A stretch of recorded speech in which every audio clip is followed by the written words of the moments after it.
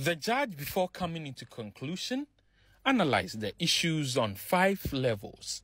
The first was whether or not the words used by the plaintiff in the matter were defamatory in nature.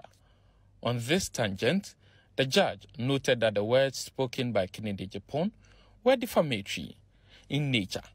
The case against Kennedy Agyapong was that he had accused Anas Arimiao Anas of a number of things, including being a blackmailer, a thief, a fraudster, an extortionist, and corrupt.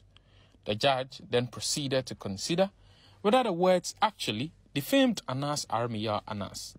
Justice Eric Barr concluded in the negative, indicating that the words did not defame the investigative journalist.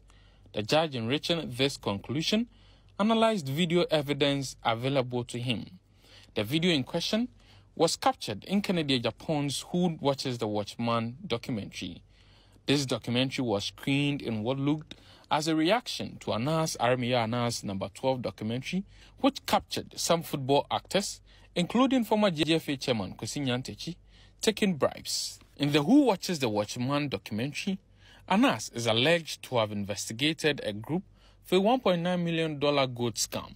He is alleged to have received bribe from them to stop airing the documentary. One of the persons caught by Anas is seen in the video claiming he paid some amount of money to Anas to prevent the screening of the documentary. In the same video, Anas is alleged to have also confessed having bribed the Director General of the Criminal Investigations Department of the Ghana Police Service. Justice Eric Barr noted that Anas's lawyer during trial at some point accepted that Anas was the one being referred to in the documentary, and in other instances denied that it was Anas. He, however, concluded that since Kennedy Agyapong did not deny that he was referring to Anas Arimiao Anas, then the comments can be attributed to the investigative journalist. To this end, the judge stated that the confessions in the video leaves the burden on Kennedy Agyapong. Based on this, the judge concluded that Anas is a blackmailer, an extortionist, corrupt, and a criminal. Justice Eric Barr described Anas's work as investigative terrorism and not investigative journalism. According to the judge, even though the words spoken of the plaintiff are factual and capable of defamation, Anas Arimiao Anas could not prove same. Hence, the plaintiff case is meritless and dismissed. The judge also considered video evidence where Anas, a sheikh, and an Arabian, and one amateur conversed about efforts to implicate the Ivorian Prime Minister and the President of Ghana.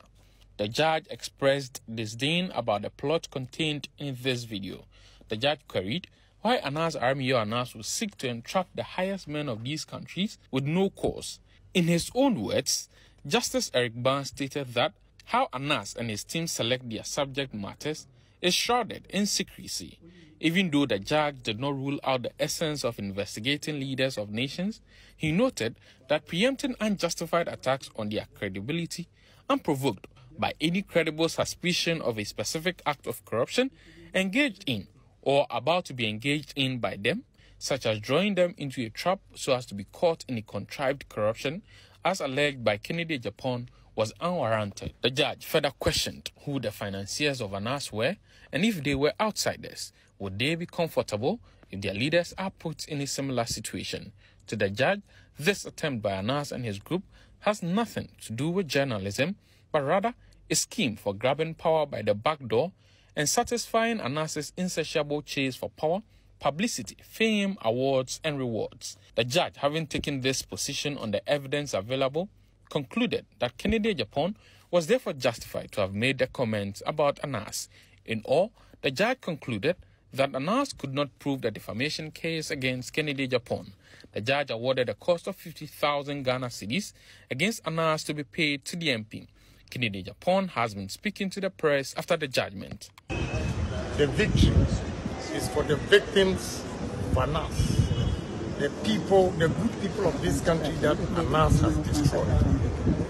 All those people who were sacked from their jobs, the people who have died through Anas' illegal investigation should be compensated.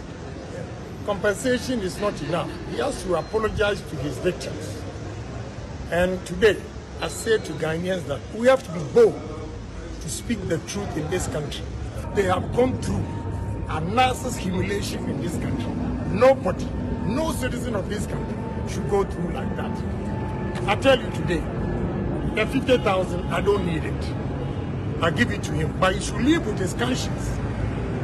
And with this judgment, God is also going to give his judgment. Tiger IPI, under whose supervision Anas carries out his activities, has reacted to the judgment. According to a statement released by the company, the decision of the court is an unfortunate travesty of justice and very inimical to the administration of justice and fairness. If for nothing at all, Mr. Agyapong made an allegation of murder against Mr. Anas. There's absolutely nothing contained in the said documentary which alludes to the commission of murder or an allegation of the commission of murder by Mr. Anas. Thus, the documentary cannot provide any justification for an allegation of murder in the wildest imagination. Yet, the judge conveniently ignored this obvious fact and the fact that Mr. Anas is not a suspect for murder and is not under investigation for murder.